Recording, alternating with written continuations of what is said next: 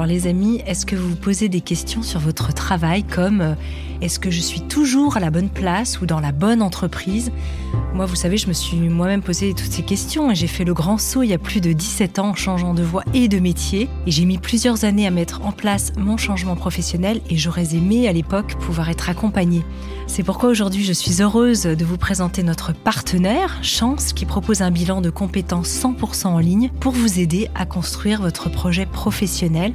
Avec Chance, vous alternez des activités en ligne et des visios avec un coach professionnel choisi sur mesure pour vous aider à renouer avec vos aspirations profondes. Et le petit plus que j'aime particulièrement et qui change tout, c'est la force et la présence de la communauté Chance. En résumé, un vrai accompagnement sur 12 semaines pour construire le projet pro qui sera en harmonie avec la personne que vous êtes aujourd'hui. Alors en plus, le parcours est 100% finançable grâce à votre compte personnel de formation. Alors les amis, je vous invite à prendre du temps pour vous et à profiter de cette saison propice au changement pour vous mettre en action.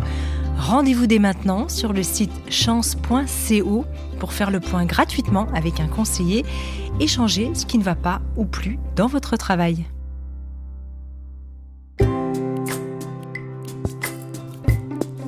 Bienvenue dans le Best-of Métamorphose, une série spéciale qui vous permet de découvrir ou de redécouvrir les épisodes les plus écoutés de Métamorphose.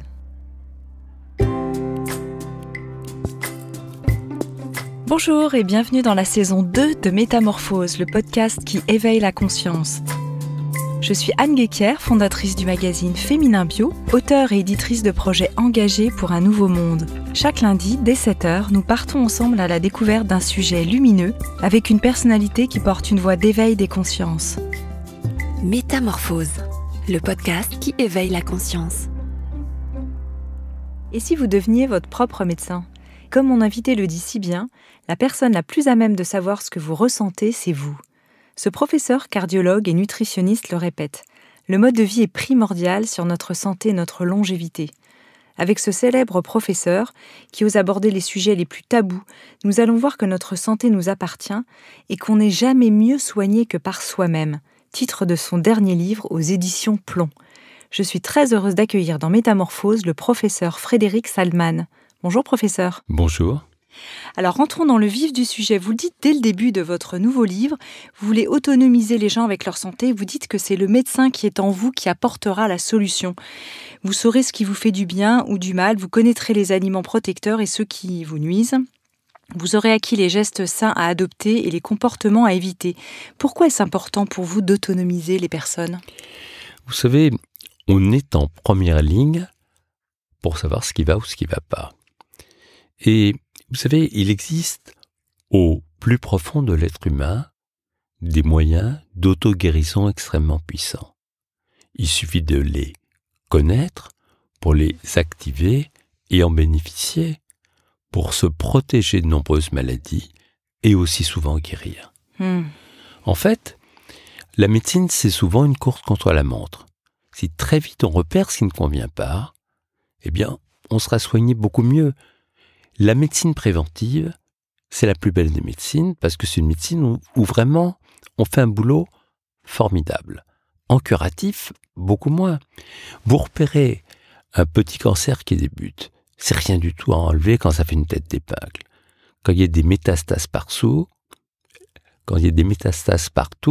c'est pas si facile que ça.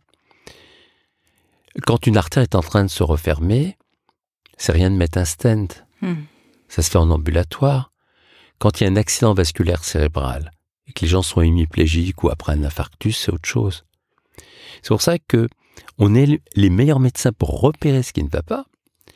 Mais ce qui est très important, et c'est un petit peu le sens de ce livre, c'est la médecine des gens qui sont en bonne santé et qui veulent le rester. Alors vous commencez par un sujet qui préoccupe de nombreuses personnes, en tout cas les Françaises et les Français, qui est le poids. Et pourquoi aujourd'hui on ne sait toujours pas comment rester mince et en bonne santé ? Pourtant, on a l'impression que ça paraît simple. On le dit, manger varié, modérément, local, de saison, bio si possible, avec une majorité de fruits et légumes frais.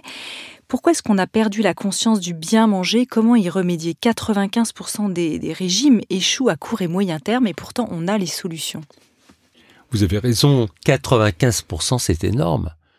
En plus, quand on est en excès de poids, en dehors des problèmes esthétiques, c'est très mauvais pour la santé.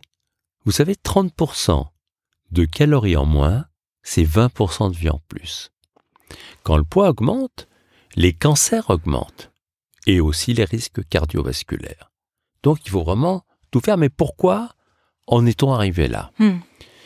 Et là, je voudrais vous parler de découvertes récentes, en particulier du jeûne séquentiel.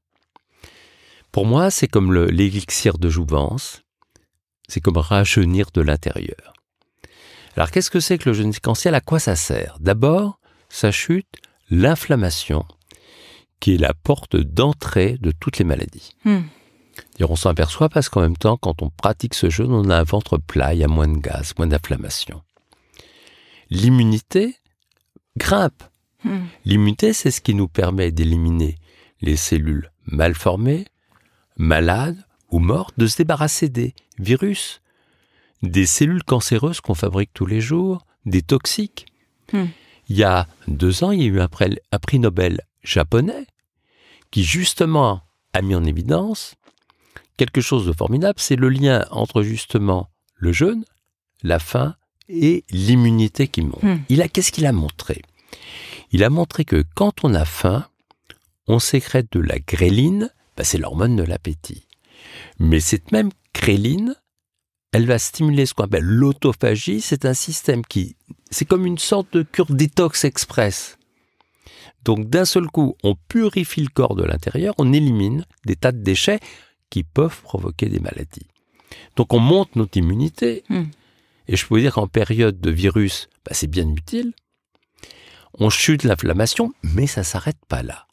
On va augmenter l'hormone de croissance jusqu'à 3000%, qui est une hormone anti-vieillissement. Et une autre molécule monte aussi, la BDNF, qui fait qu'on pense plus rapide, on a une meilleure mémoire, et en plus on est de bonne humeur. C'est une panacée. Si vous voulez, l'important, c'est pas tellement ce qu'on mange, mais quand on mange. En fait, le jeûne séquentiel provoque une sorte de métronome entre le corps et l'esprit. Alors attendez, parce que quand vous dites séquentiel, vous pouvez préciser, c'est quoi ? C'est 14 heures, 16 heures, une fois par semaine, 2 fois ? Le jeûne séquentiel, qu'est-ce que c'est ? C'est passer en gros à 2 repas au lieu de 3. D'accord. Pendant une période minimum de 14 heures. Et ensuite, vous montez à 16 heures, 18 heures, sans dépasser 22 heures. Vous arrêtez de manger, mais il faut boire de l'eau, des tisanes, du thé, même un petit peu de café, sans sucre, sans édulcorant. Il faut bien s'hydrater. Alors, pendant ce jeûne, d'ailleurs c'est intéressant parce que toutes les religions du monde, depuis le début de l'humanité, parlent du jeûne comme un message du fond de la nuit des temps. Vous savez, les animaux jeûnent aussi. Oui, les animaux. Vous savez, la baleine, qui vit 150 ans, elle peut rester 4 mois sans manger. C'est énorme. Les tortues centenaires peuvent rester 3 mois sans manger. Le crocodile centenaire, qui ne fait jamais de cancer, ne prend que 50 repas par an. Donc, si vous voulez, le jeûne a une puissance inimaginable. Si vous voulez, c'est digérer, c'est faire travailler une dizaine d'organes, le foie, les reins, des hormones, des enzymes, c'est une usine. Et donc, c'est comme si dans une vie, on avait un nombre de repas limité à prendre. Votre énergie, regardez, après un repas, on est fatigué. L'énergie, elle est pour digérer, elle n'est pas au niveau intellectuel, elle n'est pas non plus pour se réparer, pour réparer nos cellules. En fait, on s'aperçoit que nous, quand on fait des tests chez les souris, les rats, on s'aperçoit que quand on leur donne la même quantité de calories, mais en jeûne séquentiel, la longévité en bonne santé bondit. Donc, c'est un élixir de jeunesse. Si vous voulez, c'est passionnant parce que ce jeûne renforce l'ADN. Comme je le disais, à chaque seconde, 20 millions de cellules nous produisons. Il y a moins d'un ordre de copie. D'ailleurs, le teint est plus clair, on est plus tonique, moins d'asthme, moins de rhumatisme, moins d'allergie. Vous le pratiquez, vous, au quotidien ? Moi, je peux vous dire que je prends... Alors, comment je fonctionne ? Oui. Le matin, je prends jamais de petit déjeuner, mais je m'hydrate bien. Je prends du thé vert, sans sucre, et je suis bien hydraté. Et le midi, soit j'ai un déjeuner avec un ami, ça arrive 2 fois par semaine. Sinon, je prends un seul repas le soir. Ah oui, vous tenez toute la journée comme ça. Ah oui, et d'ailleurs, Bouddha ne faisait qu'un repas par jour. Et vous savez, en fait, le jeûne séquentiel, pour y arriver, c'est ce que j'explique dans mon livre, c'est un petit peu comme en plongée sous-marine. Il y a des paliers à respecter. Au début, on commence à 14 heures. Il faut savoir qu'il y a des aliments qu'il faut prendre quand on arrête le jeûne, comme je vous en donne un, l'avocat. L'avocat, c'est un aliment passionnant parce que quand on mange de l'avocat, prenons un taux dit calorique. Vous prenez un burger, frites, bacon. Vous prenez de l'avocat avec, et ben vous allez faire 40% d'inflammation digestive en moins.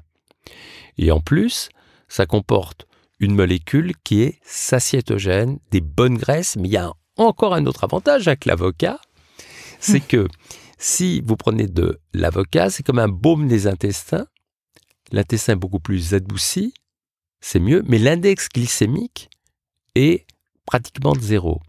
Qu'est-ce que c'est que l'index glycémique? C'est ce qui demande au pancréas de sécréter de l'insuline, donc de l'inflammation, et l'insuline, ça fait stocker les graisses. Donc c'est l'aliment excellent quand on arrête le jeûne. Alors il y a bien sûr, et je l'explique dans le livre, des aliments qui vont vous aider à tenir au début. Si vous avez faim, il y a une règle. D'abord, ne vous mettez pas à table si vous n'avez pas faim. Oui. Écoutez avec bon sens les signaux de votre corps. On n'est pas comme des lave-vaisselle. On a besoin tout simplement d'avoir faim. Et quand vous avez faim, vous mangez, mais vous commencez par vous hydrater. Parfois, il y a des gens qui disent « Oh là, il faut que je mange quelque chose, j'ai un coup de pompe. » En fait, ils n'ont pas faim. Ils sont déshydratés. Quand vous n'avez pas bu suffisamment, et souvent les gens oublient de boire, en particulier l'hiver, eh bien, ils ont d'énormes coups de pompe. Ils croient qu'en mangeant, ça va s'arranger. Pas du tout. Commencez par boire 2 grands verres d'eau. Et alors, pour aider à arriver à ce jeûne séquentiel quotidien, moi, je propose des coupes-faim naturelles. Alors, je n'aurai pas le temps de tous vous les citer. Non, mais bien sûr. Alors, avant que vous allez réviser sur les coupes-faim, j'avais une question. Moi, je pratique... Alors, j'ai fait du jeûne long. Bon, ça, c'est un autre sujet. J'ai fait un podcast, d'ailleurs, sur ce sujet. Très bien. Je pratique le jeûne séquentiel depuis des années et j'adore aller courir le matin. Je cours depuis des années. Par contre, quand je me mets à avoir faim, j'ai vraiment faim et j'ai l'impression que parfois le corps se venge, par exemple, en milieu d'après-midi, même si j'ai pris un repas à midi, d'avoir jeûné le matin aussi longtemps. Est-ce que c'est parce que, justement, les ingrédients ne sont pas les bons, typiquement? Je sais que je ne suis pas la seule dans ce cas-là. Il y a quelque chose qui ne va pas. Alors, docteur. Il y a plusieurs choses. Dans un premier temps, si vous faites du sport à jeun, il est 2 fois plus efficace. Vous savez, quand on fait 30 minutes d'exercice physique par jour sans s'arrêter, on baisse de 40% cancer, Alzheimer, maladie cardiovasculaire. Attention, les 20 premières minutes, ça sert à rien. On brûle du sucre. Après, on brûle des mauvaises graisses et on libère 1004 molécules protectrices, un vrai bouclier, comme l'irysine. Le problème, c'est que ces molécules n'ont une durée de vie que maximum 24 heures. Donc, si vous faites de l'exercice de temps en temps, eh ben, c'est pas terrible. C'est quotidien comme de se laver les dents. Quand on fait le sport, donc, à jeun, c'est 2 fois plus efficace parce qu'on attaque les graisses tout de suite. Donc, on s'hydrate bien, on fait l'exercice physique, et ça fait un bien fou. Maintenant, l'alimentation, si vous sentez que vous avez faim, il faut manger. Tout simplement. Oui, mais parfois, j'ai l'impression comme si le corps avait manqué, que du coup, il voulait se venger et j'ai des fringales qui sont plus importantes que quand je petit déjeunais avant le matin, il y a bien longtemps. Bon, c'est peut-être un cas particulier. L'idée, c'est pas d'aller sur ce cas-là, mais effectivement, avec le jeûne séquentiel, est-ce qu'on peut avoir ce type de problématique? C'était plutôt ça mon propos. Alors, ça peut arriver au début. Oui. Au début, quand on n'a pas l'habitude. C'est pour ça je recommande au début de commencer avec 14 heures Pas plus. Si on ne tient pas, on recommence le lendemain. Il y a des aliments qui vont faire qu'on va mieux tenir. Oui, vous parliez de ça tout à l'heure, à satiété, qui permettait de... Alors, moi, ce que je propose, c'est des coupes-fins naturelles. Par exemple, on prend un verre d'eau, mettez de l'agar-agar. Qui gonfle. Alors, ça donne une sorte de gelée. Oui. Vous pouvez le parfumer à quelques gouttes d'un arôme qui vous fait plaisir. Eh bien, je peux dire quand vous avez bu 2 verres d'eau avec de l'agar-agar, je donne les recettes, eh bien, vous avez l'impression de sortir de table toute la journée avec 0 calories. Oui, c'est la fameuse eau qui fait maigrir, c'est ça? Oui, et puis un autre exemple, les 2 équipes scientifiques américaines ont découvert qu'on peut maigrir en mangeant des gâteaux. Ah oui, alors ça, vous donnez aussi des recettes. Et d'ailleurs, vous insistez beaucoup sur cette idée de plaisir. Vous dites qu'en fait, on prend le problème à l'envers et que c'est très important de garder ce fameux plaisir qu'on perd dans les régimes effectivement très restrictifs. Alors, les études à propos de maigrir c'est du gâteau, elles m'ont fasciné. Ces chercheurs ont été cherchés en zone interdite, donc les gâteaux, ce qui fait maigrir. Et bingo, ils ont trouvé. Alors, qu'est-ce qui se passe? Ils ont pris 2 groupes de gens qui voulaient perdre du poids. Un premier groupe, pas beaucoup de calories, mais l'autre, pas beaucoup de calories, mais avec dedans du gâteau. Le groupe gâteau a beaucoup plus maigri que l'autre. Pour 2 raisons. Quand on fait un régime un peu frustrant, le métabolisme se ralentit, on brûle beaucoup moins, comme pour garder ce qu'on a. Et la leptine, l'hormone de la satiété, diminue. Alors que quand vous mettez du gâteau, on brûle plus et la leptine, la satiété, augmente. Alors, c'est vrai que c'est 2 recettes de gâteau, un aux plantes, un au chocolat, qui en plus apportent très très peu de calories. Oui, il faut que ce soit sain quand même. Oui, c'est pour ça que j'ai donné la recette. Et si vous voulez que ça marche encore plus fort, prenez le dessert en début de repas. Si vous prenez un dessert en début de repas, ça fait sécréter ce qu'on appelle la glucokinase. C'est une hormone de satiété puissante qui donne l'impression que la fête est finie, alors qu'elle n'a pas commencé. C'est la fameuse victime expiatoire pour la journée, c'est ça que vous avez dans votre livre. Pour manger derrière, c'est pas facile. On est calé. Ah, on est bien calé. Il y a plein de petites choses. Par exemple, si vous prenez vous avez très faim, 2 carrés de chocolat noir 100%, alors là, vous arrêtez tout de suite. C'est un coupe-faim très puissant. Il y a énormément de petites choses qui permettent de reprendre la main. Et surtout, vous me disiez tout à l'heure quand j'ai faim après le sport, prenez un plat et vous allez faire un petit exercice. Vous le mettez au milieu du plat une ligne pour le couper en 2. Quand vous arrivez à la moitié, vous posez vos couverts et vous attendez 5 vraies minutes. Pourquoi? Il y a 2 façons de s'arrêter de manger. Soit on mange vite et beaucoup, et on s'arrête quand les barorécepteurs, c'est-à-dire les récepteurs à la pression dans l'estomac, sont tellement distendus qu'on n'en peut plus. Oui, c'est le gavage, quoi. Ou alors, on attend 5 minutes, le temps que le message arrive au niveau du cerveau, au niveau du centre de la satiété, il est stimulé, on s'arrête. Vous savez, vous avez fait l'expérience. Au restaurant, quand on commande un dessert et qu'il n'arrive pas, on attend, le moment où il arrive, on n'en veut plus. C'est ça. On n'a plus faim. Donc, il faut toujours, avant de reprendre un plat ou au milieu d'un plat, vous faites une pause. Ça, c'est très important. Donc, il y a plein de petites choses. Par exemple, arrêtez le sel, parce que le sel stimule l'appétit en dehors du fait que ça donne de l'hypertension artérielle et des cancers de l'estomac. Remplacez-le par des épices, comme le cumin, par exemple, qui vont donner du goût, le poivre, mais pas l'appétit ne va pas être allumé. Regardez dans combien de restaurants ils vous donnent des petites choses salées pour commencer, pour vous faire boire et ouvrir l'appétit. Laissez tomber le sel, prenez plutôt du poivre et le sucre aussi. Alors vous parlez du sel quand même, je voudrais revenir là-dessus parce qu'il y a sel et sel. Moi j'ai été élevée dans un endroit où il y a de la fleur de sel et je ne citerai pas l'île d'où je viens. Et Et j'ai toujours entendu que le sel raffiné est quand même plus mauvais pour la santé parce qu'il y a plus de chlorure de sodium, qui est l'ingrédient principal qu'il y a dans tous les sels. Mais quand même que tous les sels ne sont pas forcément mauvais, que certains contiennent des oligo-éléments et des nutriments qu'il n'y a pas dans du sel ultra raffiné. Est-ce que c'est juste ? Non.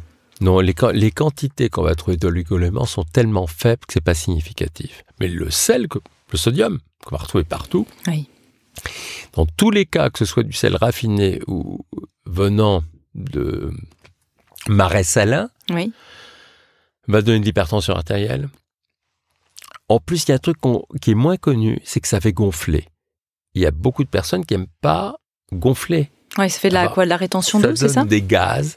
Ça donne de la rétention d'eau et des gaz, c'est pas terrible. Non. Donc, le mieux, c'est de manger sans sel, s'y habituer. Vous savez, c'est comme le sucre. Le sucre, c'est un accélérateur du vieillissement. Aujourd'hui, un enfant de 7 ans a consommé autant de sucre que son grand-père durant toute sa vie. C'est effrayant. Hein. Vous savez, à l'hôpital, quand je fais un check-up, un PET scan, c'est un scanner pour chercher les cellules cancéreuses, je fais une intraveineuse de sucre. Et si jamais il y a des cellules cancéreuses, elles rappliquent tout de suite, elles adorent le sucre. Le sucre, il faut y aller tout doucement. Et vous savez, on s'y habitue. Prenons un exemple. Si vous mettez du sucre dans votre café ou votre thé, d'un seul coup, je vous dis arrêtez. Pendant 3 semaines, vous me dites ah, c'est pas bon, c'est amer. Au bout de 3 semaines, le cerveau s'est habitué à ce goût. Et si je vous remets du sucre dans votre café, vous pouvez plus le boire, vous dites ah là, c'est écœurant. Ouais. Donc en fait, il faut, pour le sucre et pour le sel, si on veut éviter les régimes yo-yo, il faut rééduquer nos sens de l'appétit, du goût, et on n'est plus au régime. Moi, je mets jamais de sucre dans mon café ou mon thé, j'ai pas la sensation d'être au régime, c'est mon plaisir. Bien sûr. Et quand vous passez par le plaisir, là, vous avez un poids de forme durable toute l'année. Alors, vous parliez du cumin, vous parlez aussi de l'amande poivrée, et vous avez observé en parallèle du régime Okinawa les personnes qui vivent en Sardaigne, cette magnifique île. Et là, vous parlez du myrte et du romarin aussi, qui sont vraiment de précieux alliés pour notre santé. Oui, je suis parti en Sardaigne, fasciné. Ça fait partie des zones bleues, la Sardaigne. Qu'est-ce que c'est que les zones bleues ? C'est quelques coins de la planète où les bienheureux centenaires sont très, très, très nombreux. Donc je me suis dit, mais comment ils font ? D'abord, j'ai été vérifié, j'ai même été dans les cimetières pour regarder les plaques, effectivement. Et ils vivent vraiment longtemps. Et j'ai percé une première chose, c'est que d'abord, ils sont actifs. Ça monte, ça descend dans plein de villages. Ils marchent beaucoup. Il y a un lien familial formidable. Et l'alimentation est très saine. Donc, il y a d'abord un vin sarde rouge, qui a l'air pas mal du tout. Et j'ai vu ces centenaires qui prenaient leurs petites gouttes, ça m'amusait. Mais également, il y a la myrte, le romarin, et j'ai découvert qu'il y a des tas de propriétés qui vont avec cette façon de cuisiner. C'est une cuisine saine, un mode de vie sain, et quelque part, dans toutes les zones bleues de la planète, on retrouve ces dénominateurs communs. Oui, c'est ça. Alors, le stress et l'anxiété aussi font grossir, en créer des pulsions. Et là, je fais le lien avec votre sujet suivant. Faire l'amour empêche-t-il le grignotage ? C'est un peu brutal comme transition. Non, mais vous savez... Mais c'est vrai que tout est une question de pulsion. On parle beaucoup quand même dans les régimes de l'émotionnel et le fait qu'on compense énormément de choses avec l'alimentation. On n'en a pas parlé. On a parlé du plaisir et de manger des gâteaux, etc. Mais il y a quand même quelque chose de cet ordre-là. La sexualité fait partie de la santé pour les femmes comme pour les hommes. 12 rapports sexuels par mois augmentent pour les femmes comme pour les hommes, de 10 ans l'espérance de vie en bonne santé. Donc, il y a quand même quelque chose d'important à avoir cette sexualité. Mais la masturbation ne marche pas. Ah, c'est le lien à l'autre. C'est lié à l'autre. Vous savez, par exemple... Quand vous dites la masturbation ne marche pas, les études montrent ça ? Oui, exactement. Parce que regardez, je vais vous faire la démonstration. Si je vous chatouille, vous allez rire. Si vous chatouillez, vous ne riez pas. Non. Quand il y a un rapport entre deux êtres, on libère 4 molécules qu'on appelle la dose dopamine, ocytocine, sérotonine, endorphine. Un cocktail de longévité et qui fait beaucoup de bien. C'est à la fois anti-stress, protecteur cardiovasculaire. On s'est même aperçu, en étudiant d'ailleurs les couvents, que les sœurs avaient plus de cancer du sein que le reste de la population lié à la sécrétion d'ocytocine qui était basse. Donc en fait, la sexualité, nous on le prend maintenant à l'hôpital comme une fonction comme les autres, et il faut qu'elle soit optimum. Vous savez, quand un homme nous dit « j'ai des érections instables », immédiatement, on fonce sur un examen des artères coronaires et très souvent, on trouve des coronaires en train de se boucher. Donc maintenant, on regarde ça comme n'importe quelle fonction. Quand une sexualité n'est pas harmonieuse pour une femme comme pour un homme, on va chercher d'où ça vient et on trouve. Parfois, c'est des moyens très simples. Je vous donne un exemple. Le périnée, c'est un petit muscle entre l'anus et le vagin et l'anus et les bourses, qui doit supporter 30 kilos qui sont dans le tronc. Ouais, c'est un véritable hamac. Oui, c'est exactement, c'est le mot que je cherchais. Un vrai petit hamac. Eh bien, ce qu'on sait, vous savez, on commence à vieillir dès l'âge de 26 ans. Et là, on perd 1 à 2% de muscles par an. Et le périnée, moi je dis souvent, on a l'âge de son périnée. Quand le périnée commence à être un petit peu faiblard, parce qu'il a perdu de la musculature, ça donne chez la femme des petites fuites urinaires parfois et des orgasmes extrêmement rares. Chez l'homme, des érections qui sont de très mauvaise qualité. Avec 3 minutes d'exercice par jour, pendant 3 mois, le périnée se remuscle. Chez la femme, ça donne des orgasmes puissants. Et chez l'homme, des érections fermes, stables, avec un bon angle d'érection. Donc ça se remet. C'est rien du tout. C'est des exercices du type abdominaux hypopressifs ou très simple. C'est ça? Pour savoir où est le périnée, c'est le muscle qui permet de vous arrêter de faire pipi en plein milieu. Et là, vous le contractez, c'est le périnée. Ensuite, vous allez reproduire cette contraction n'importe quand, vous êtes en voiture, vous êtes là. Et vous le faites 30 fois de suite, 3 fois par jour. Ben, je peux vous dire qu'au bout de 3 mois, vous rajeunissez de l'intérieur. Alors, quelque chose qui est vraiment un fil rouge de tout votre livre, en fait, en refusant les répétitions et la routine, quand on sort de notre zone de confort, quel que soit le domaine, c'est ça qui nous épanouit finalement et qui crée un sort de stress positif. Et ça, vous le dites aussi bien pour le cerveau, finalement, que pour la santé, c'est-à-dire la baisse calorique, on crée un petit stress en restriction calorique. Et c'est vrai aussi, voilà, dans tous les domaines. Comment est-ce qu'on peut l'appliquer ça à la sexualité? Sortir de sa zone de confort, sortir de la routine. En fait, la sexualité d'abord, pour sortir de sa zone de confort, il faut avoir confiance en soi. C'est important. Sinon, on a tendance à pas bouger. Combien de fois il y a des hommes qui ont des problèmes d'éjaculation précoce qui n'osent pas? Alors que c'est très simple. Il y a un mouvement au niveau des cuisses d'écartement avec inspiration qui permet de reprendre la main tout de suite. Il y a des petits gestes très simples.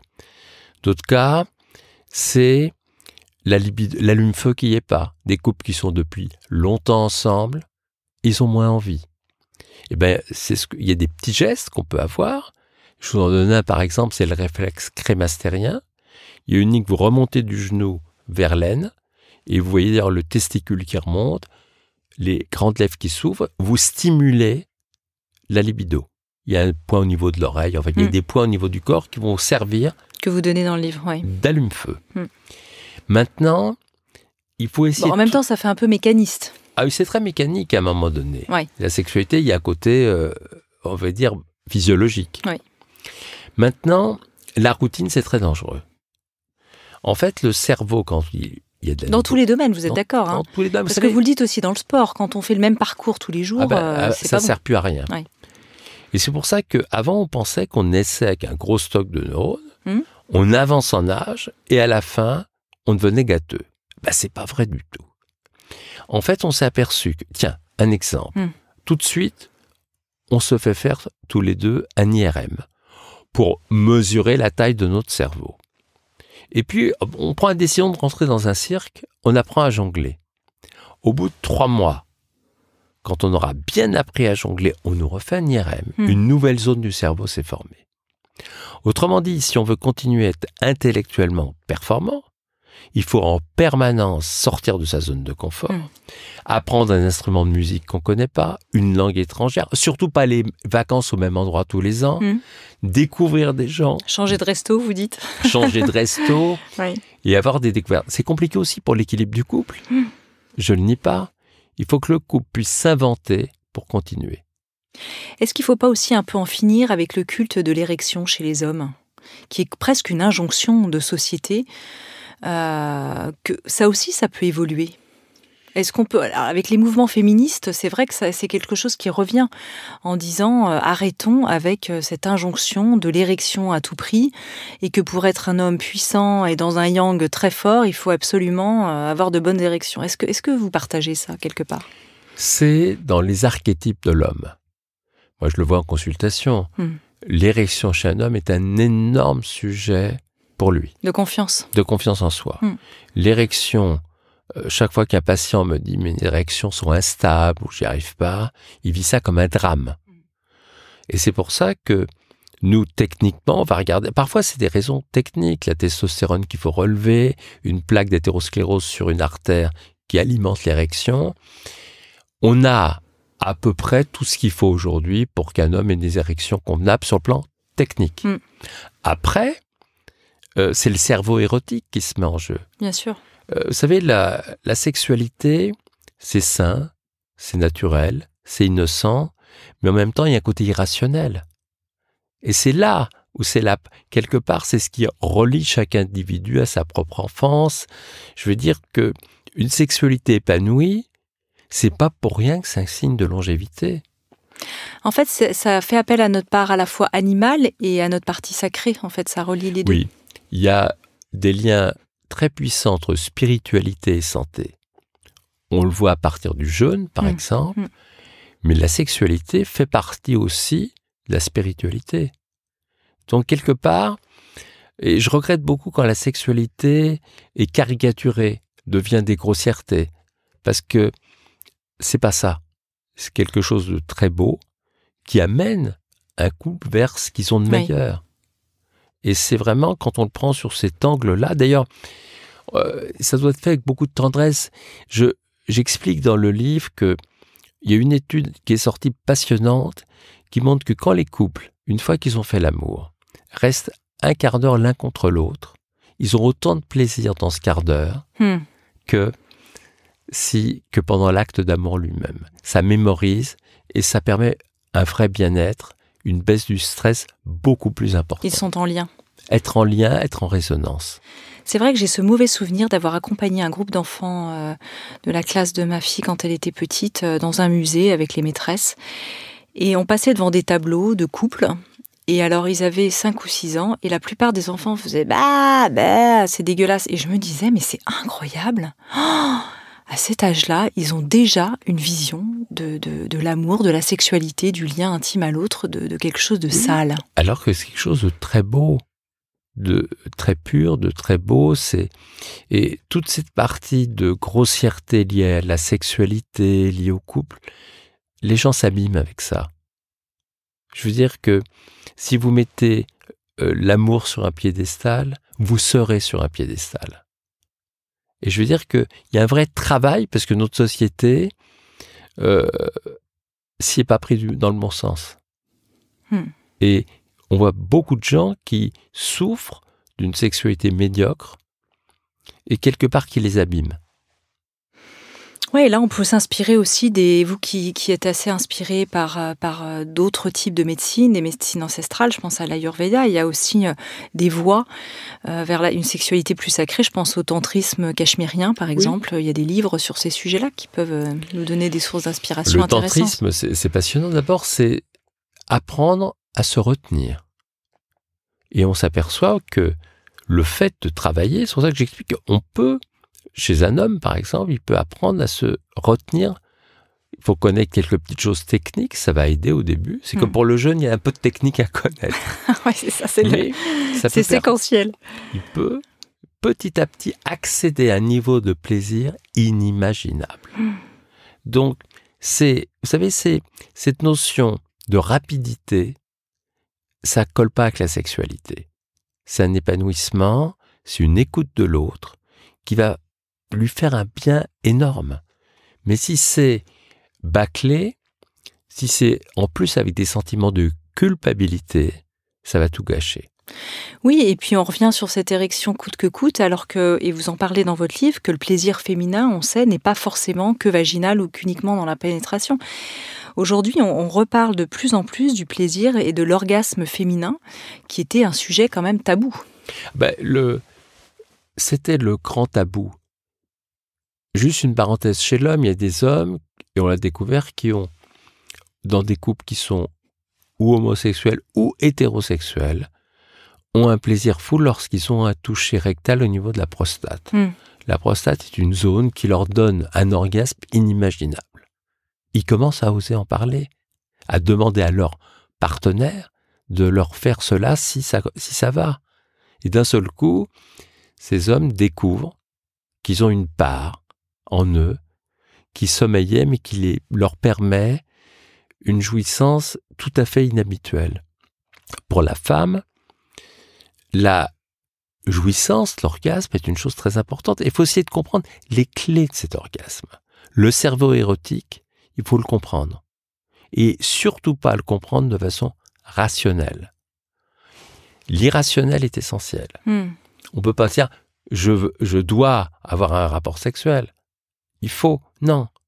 On est dans quelque chose qui n'obéit plus du tout aux règles, mais qui en même temps va créer un lien au plus profond de la personnalité. C'est-à-dire, vous savez, quand il y a un décalage entre ce que l'on est et sa vie, dans ce décalage, c'est la maladie qui s'installe. Dans le mot maladie, il y a mal à dire. Quand on n'arrive pas à être sur son centre de gravité, le langage du corps, c'est la maladie. Je me souviens, à l'époque, j'ai interviewé beaucoup David Servan-Schreiber. Il disait quand on se sent impuissant quelque part dans sa vie, quand on se sent victime, en fait, la maladie, effectivement, ça. Oui, la maladie, si vous voulez, c'est...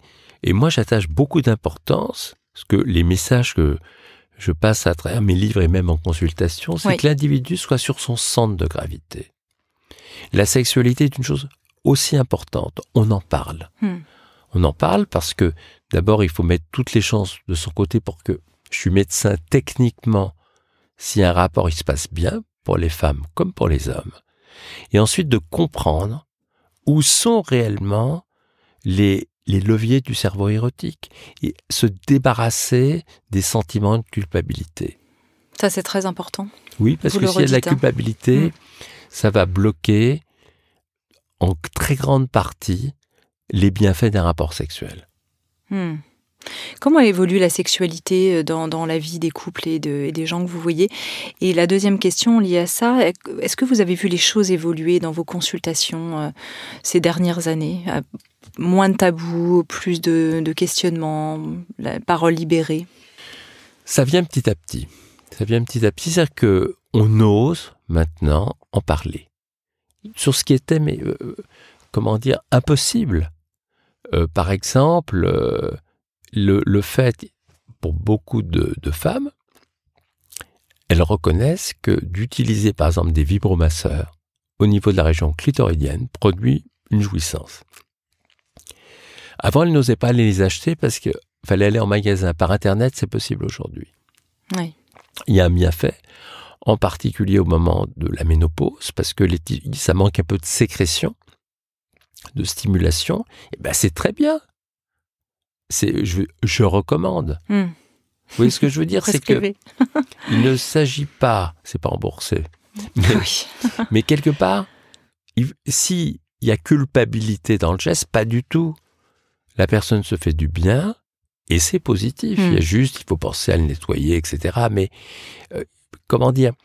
il ne faut, dès que vous commencez à mettre un carcan sur la sexualité, elle perd ses bienfaits. Et comme elle était étroitement liée à la longévité en bonne santé, là, je suis très vigilant. D'accord. Et vous dites qu'apparaît une augmentation de la fréquence des rapports mensuels chez ceux où la femme prend plus fréquemment l'initiative. Et les chercheurs ont conclu que c'est la femme qui a la main et non l'homme.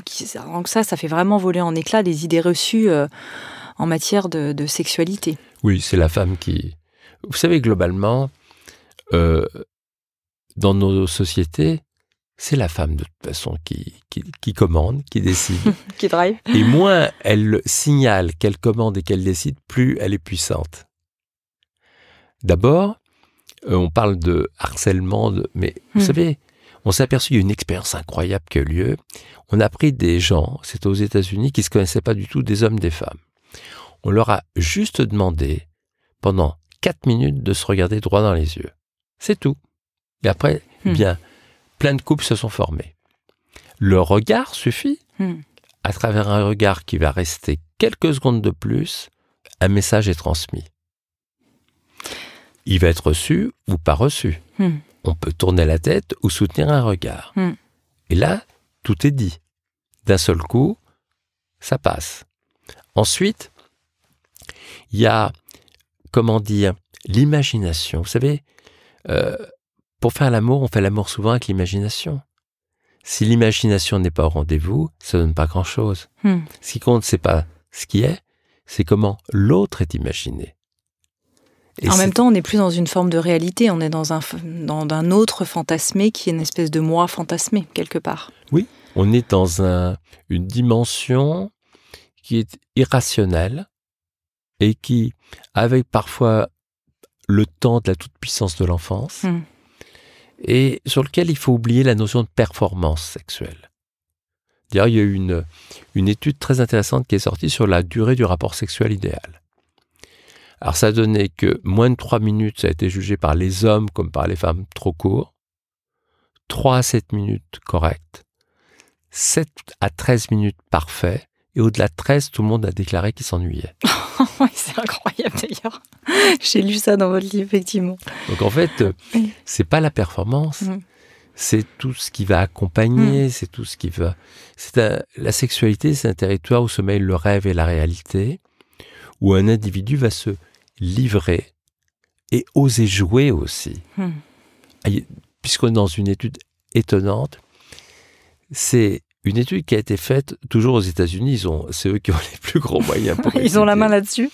Et ils sont... Vous savez, quand les gens pratiquent à très haut niveau la méditation, des gens comme Mathieu Ricard, on s'est aperçu qu'il y a des zones du cerveau qui sont stimulées, qui s'allument. Et grâce à l'IRM fonctionnel, on les voit s'allumer.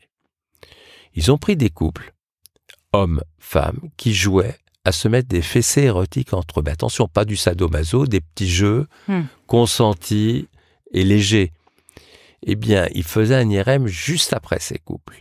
Eh bien, on s'est aperçu qu'en jouant, en lâchant prise par ce jeu, ils stimulaient les mêmes zones que les gens qui font de la méditation à haut niveau. Ah, c'est fou.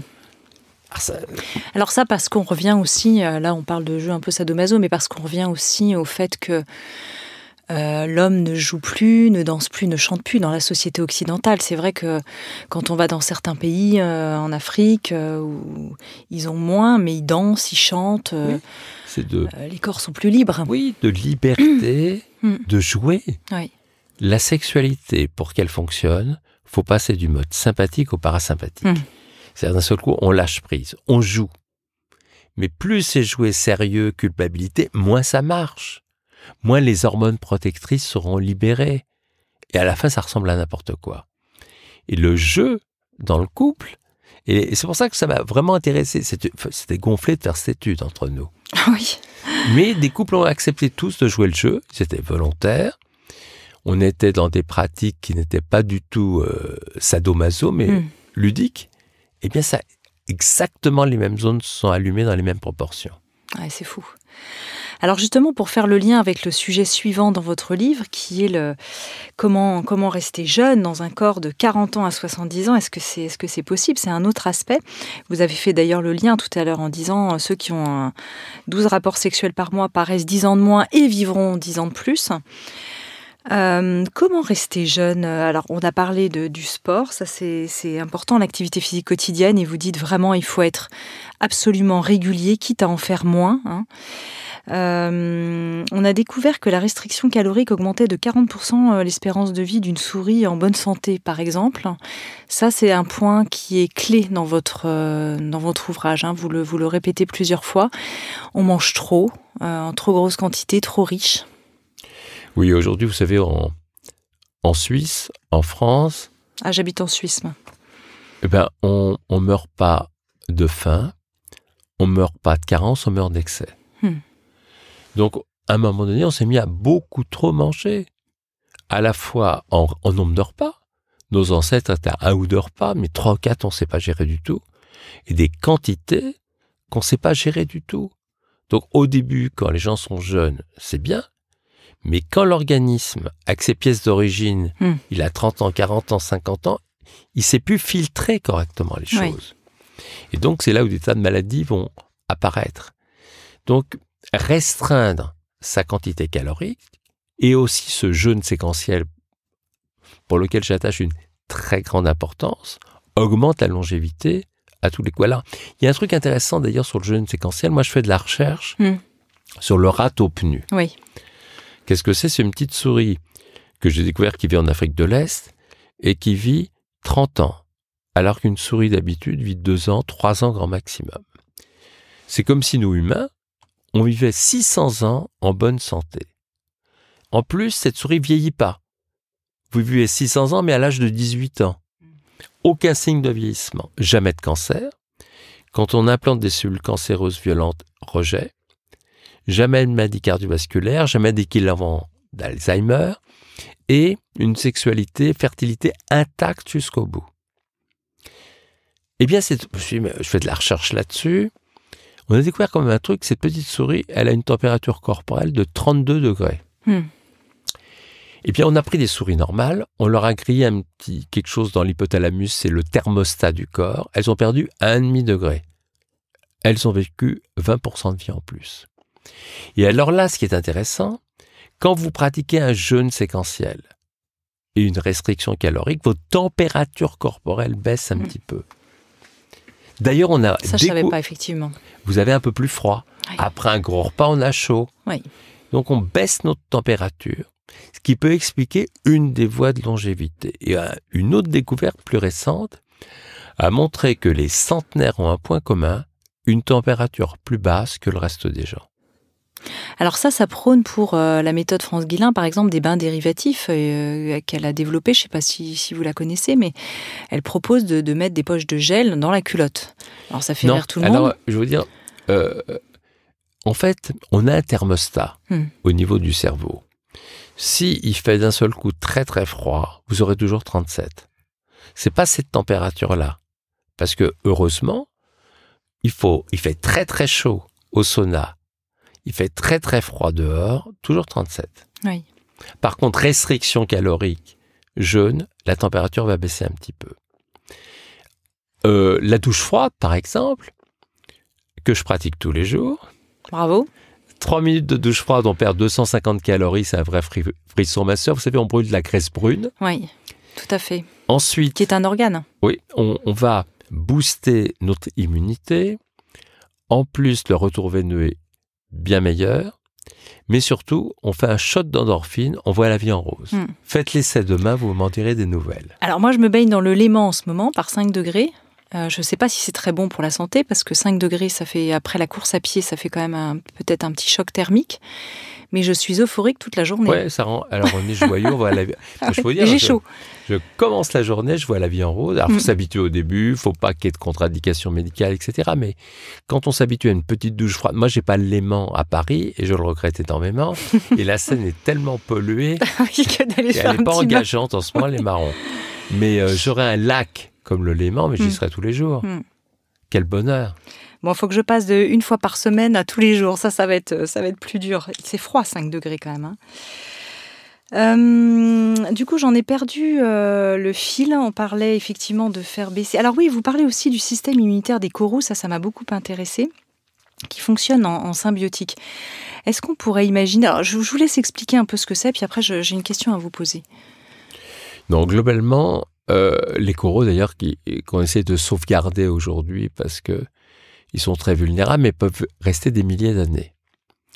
Et c'est un système immunitaire qui fonctionne très différemment d'une autre, qui est presque instinctif d'une certaine façon et communicant. L'immunité, c'est la clé de notre longévité. Parce que, aujourd'hui, quand l'immunité diminue, c'est la porte ouverte sur les cancers, les maladies neurodégénératives, les virus, une grippe peut tuer un sujet qui a un mauvais système immunitaire. Et c'est pour ça que il est clé de consacrer du temps à avoir un bon système immunitaire par la nutrition. Un autre exemple, le sommeil.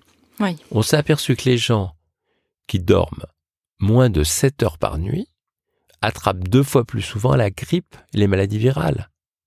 Le sommeil réparateur. Attention, pas le sommeil par somnifère, parce que là, on dort en sommeil lent qui n'est pas récupérateur. Il nous faut du sommeil paradoxal. Si vous n'arrivez pas à dormir, je vous donne 2 petits trucs. Tiens. Oui. D'abord, il faut le noir complet dans la chambre. Essentiel. Si vous n'y arrivez pas, mettez un masque d'avion parce qu'une petite diode de rien du tout va perturber le sommeil en qualité, en quantité. Ensuite, il faut dormir nu, sans le chauffage, parce que la fraîcheur va aider à dormir. Mais là, c'est très intéressant parce que vous parlez beaucoup de tout ce qu'il y a dans la chambre, les gaz, ce qu'on expire, etc.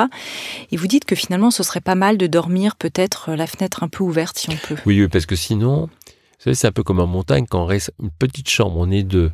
En plus, il y a un chien ou autre, on respire à un moment donné son propre gaz carbonique qui fait qu'on est en éveil.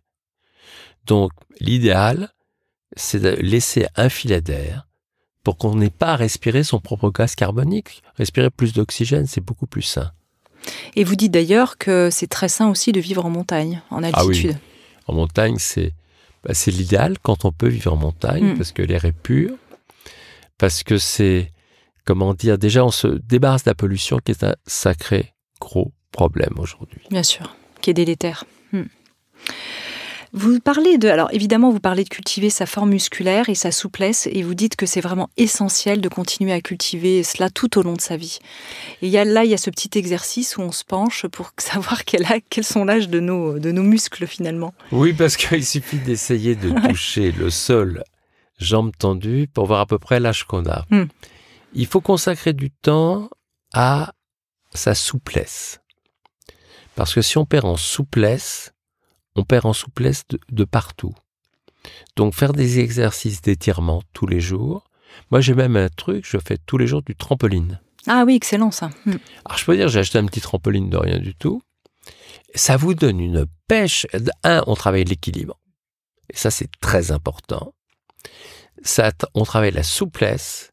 Et en même temps, le fait de rebondir dans l'air vous donne une joie de vivre formidable. Oui, parce qu'on joue en même temps quand on saute. On joue. C'est la joie de l'enfant. Il faut jouer.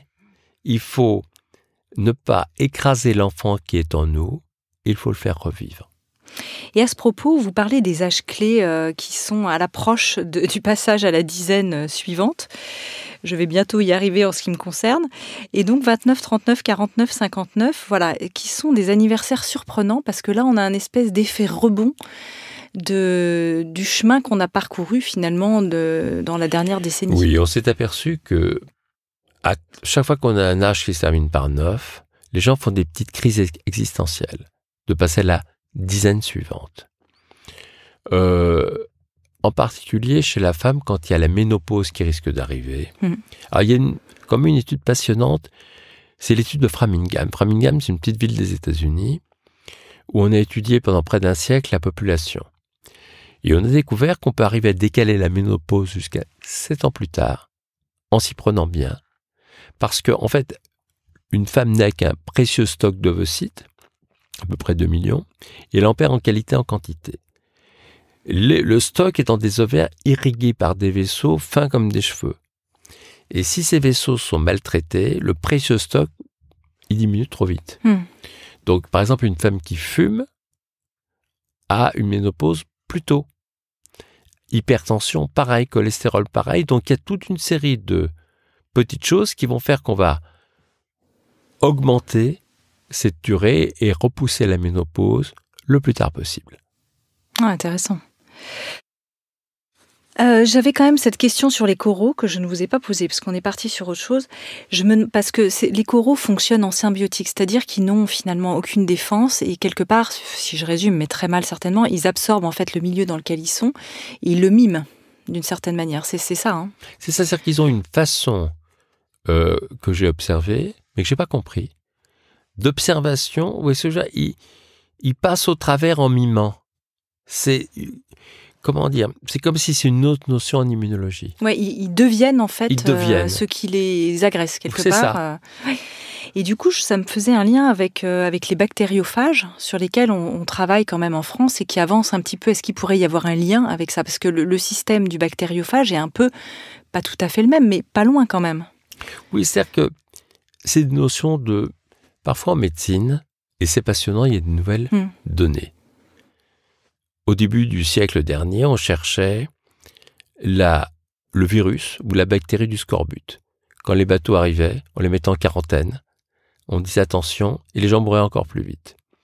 Et puis, à un moment donné, un chercheur sort la notion de vitamine.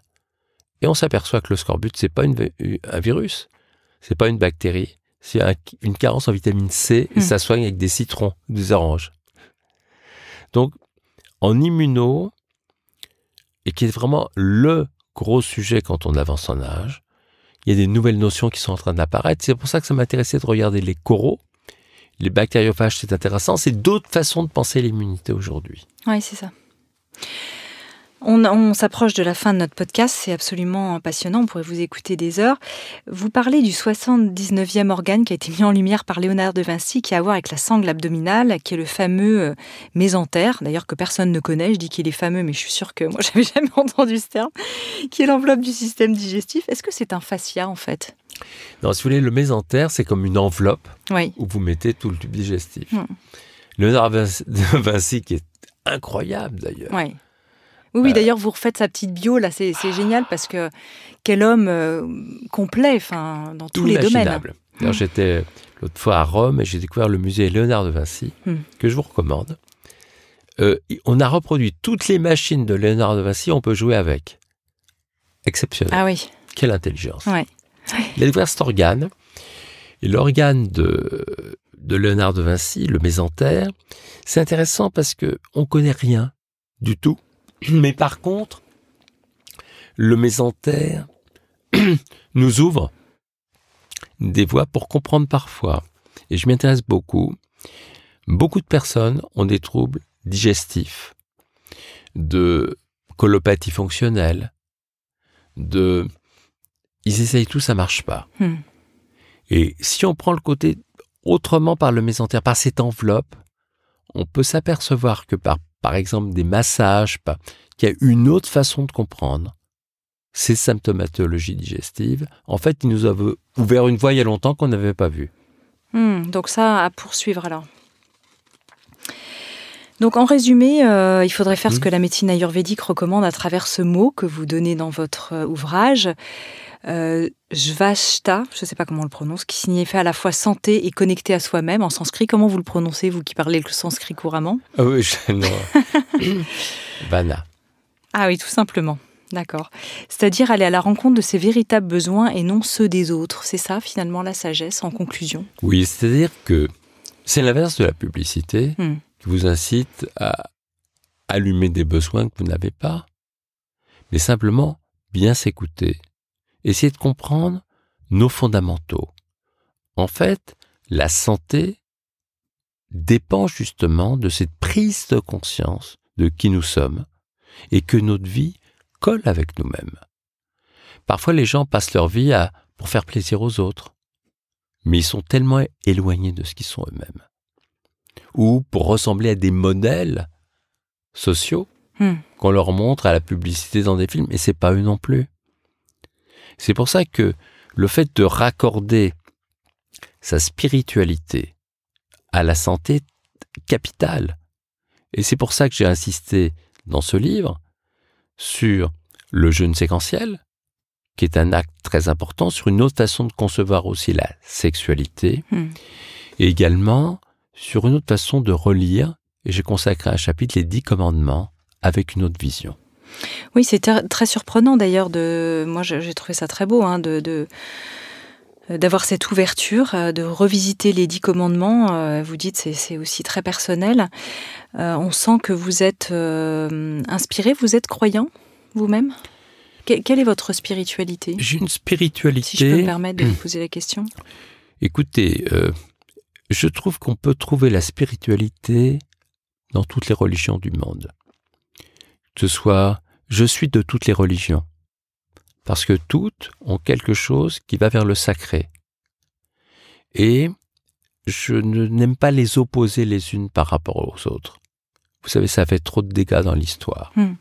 Donc je peux me recueillir partout. Dans un temple, une église, une mosquée, une synagogue, partout. Partout, il y a une spiritualité. Et j'avoue que la religion s'éloigne un petit peu trop parfois de la spiritualité profonde. D'ailleurs, vous invitez à la fin de votre ouvrage à chacun, dans votre épilogue, à devenir son propre ange gardien, c'est ça? C'est une vision post-matérialiste, on peut dire quand même. Oui, parce que si vous voulez, une fois que vous avez compris un certain nombre de mécanismes, vous allez être bénéfique pour vous. Moi, je vois des gens qui mangent pour eux, parce que pour leur plaisir, leur vrai plaisir, pour leur santé, et d'autres qui mangent contre eux. Ils se comportent comme s'ils étaient des poubelles, ils ne savent même pas ce qu'ils mangent vite, beaucoup, ils s'abîment. Ils vont se détruire petit à petit. Et toute leur vie ressemble à un plan de fuite, que ce soit la sexualité, une façon de s'alimenter anarchique, mais il n'y a pas de plaisir. Vous savez, on peut arriver à un niveau de bonheur et de jouissance formidable. Il suffit d'être simplement pleinement en raccord avec soi-même. Eh bien, c'est parfait. Merci pour cette belle conclusion. Professeur Frédéric Salman, merci infiniment de votre présence dans Métamorphose. Je rappelle le titre de votre dernier livre, « On n'est jamais mieux soigné que par soi-même » aux éditions Plomb. Évidemment, on peut reparler aussi de vos best-sellers, Votre meilleur médicament, c'est vous, et Vital chez Albin Michel, et bien d'autres livres. Merci. Merci beaucoup. Merci de nous avoir écoutés. Découvrez en avant-première la personnalité de la semaine sur le compte Instagram Métamorphose Podcast. Si vous aimez ce podcast, favorisez sa diffusion en lui donnant 5 étoiles sur Apple Podcast ou sur votre plateforme de podcast préférée. Et surtout, abonnez-vous pour suivre tous les épisodes gratuitement. Métamorphose, le podcast qui éveille la conscience.